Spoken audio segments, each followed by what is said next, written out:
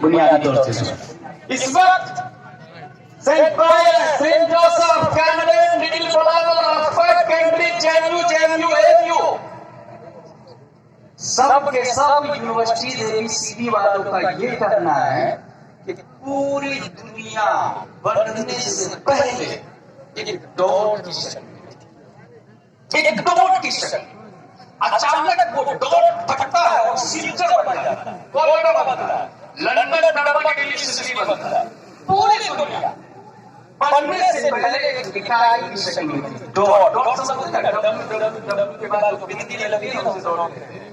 बाग के नीचे जो एक नुक्ता होता था कि ऊपर दो नुक्ते होते हैं, उसी को डॉट कहते हैं। हमारे उलमा समझ रहे हैं इसको अच्छे से, और जो लोग इंग्लिश मीडियम में गए हैं या डब्ल्यू के बाद बिंदी को देखा होगा वो भी मेरी बात को अच्छे से समझ जाएंगे।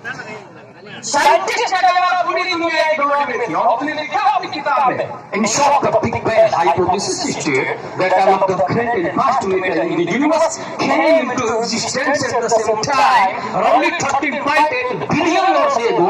At this time all matter was compacted into a very small ball with infinite density and intense heating called a singularity. Suddenly the singularity began expanding and the universe as we know it began.